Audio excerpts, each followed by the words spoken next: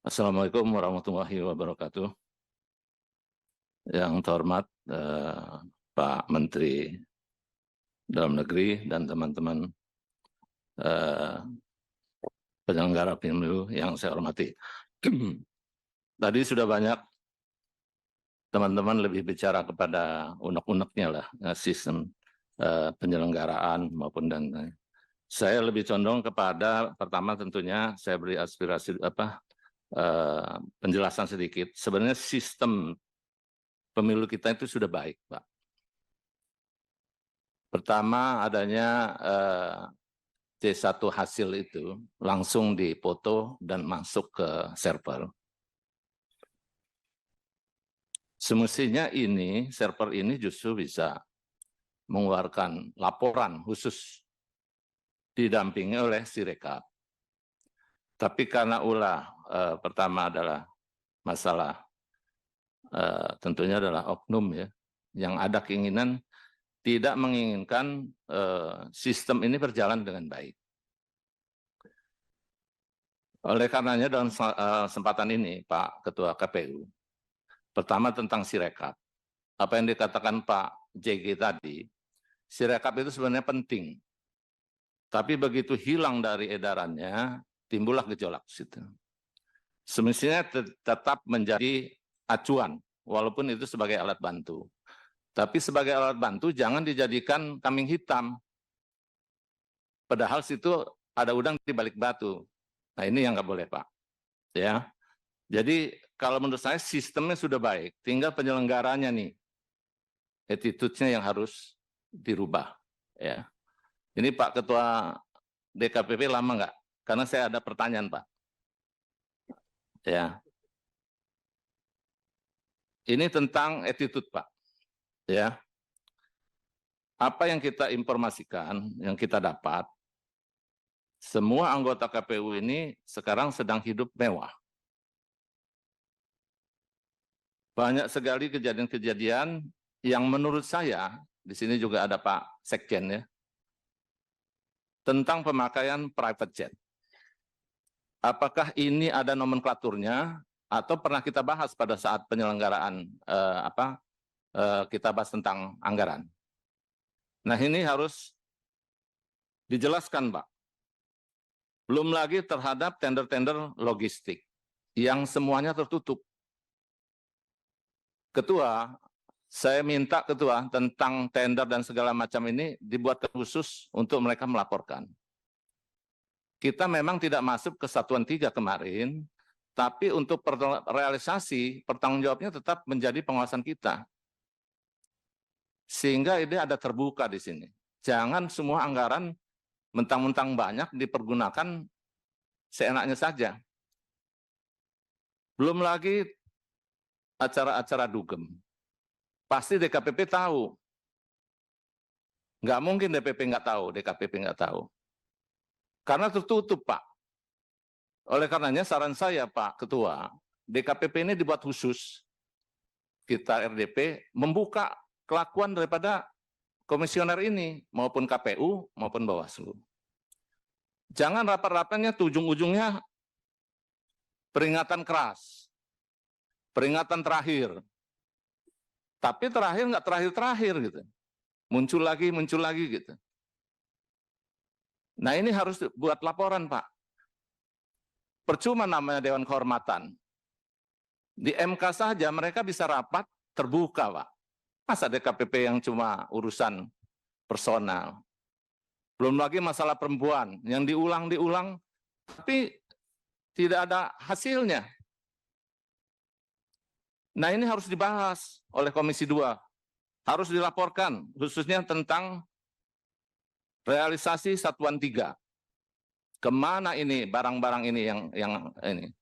Termasuk server kemarin tentang Sirekap, begitu dikritik oleh Ray Suryo yang tadinya Alibaba, tiba-tiba pindah. Nah ini juga harus dilaporkan ini Ketua KPU ke kita secara teknis. Kalau mau tertutup, silakan kita bisa tertutup. Ya. Jadi kalau menurut saya ini kita harus buat khusus untuk KPU ini tentang attitude-nya, tentang tingkah laku. Tadi masalah teknis sudah dibahas oleh semua teman-teman. Tapi ini tidak dibahas.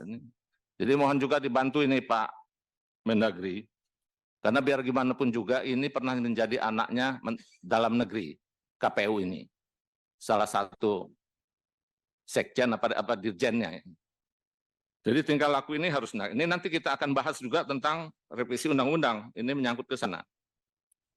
Yang kedua tentang Bawaslu. Saya pikir Bawaslu ini nggak perlu ada lah. Untuk apa Bawaslu Panwascam segala macam kalau kita datang, dia cengar-cengir, kalau urusannya selesai, dia pergi. Beda Pak, dengan kepolisian yang mengawasi. Mana mau polisi itu diam di dalam ruangan bengong aja gitu. Tapi anak bawah Bapak dengan kamera di depan kita Pak, begini. Nggak ngomong, nggak apa. Foto. Tapi begitu TA kita menyelesaikan, beres, pergi. Dan ini pasti Pak Bejo ini tahu. Nggak mungkin nggak tahu. Saya panggil Bejo ini karena panggilan kesayangan dia nih. Mr. Bejo.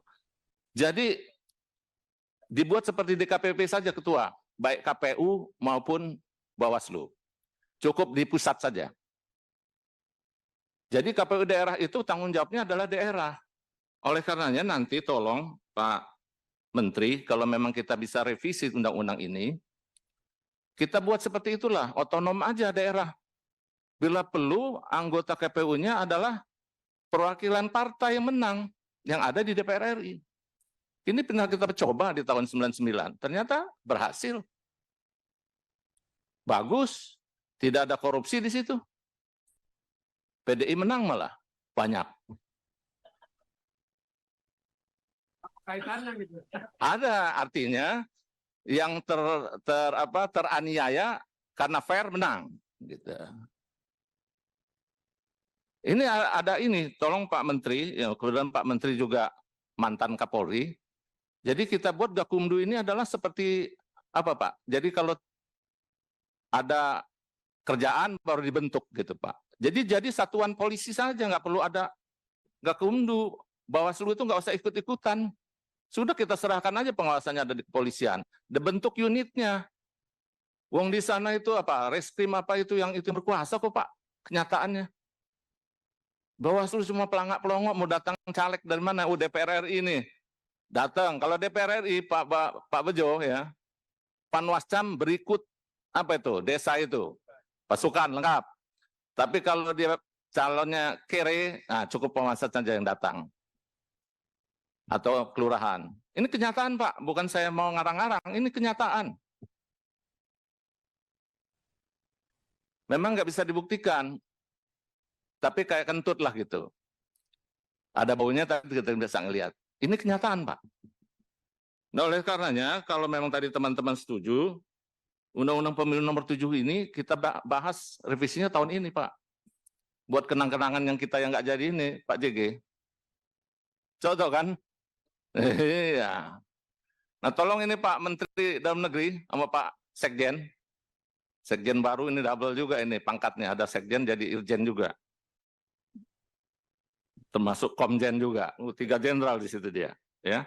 Jadi tolong dibahas kalau bisa KPU maupun Bawaslu ini seperti DKPP. Cukup di pusat saja Pak.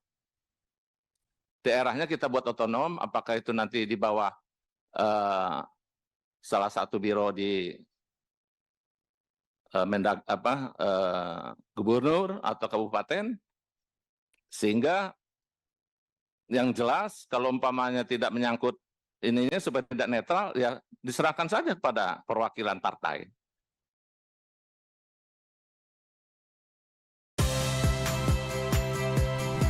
Saya Audrey Chandra, saksikan program-program Kompas TV melalui siaran digital, pay TV, dan media streaming lainnya. Kompas TV, independen, terpercaya,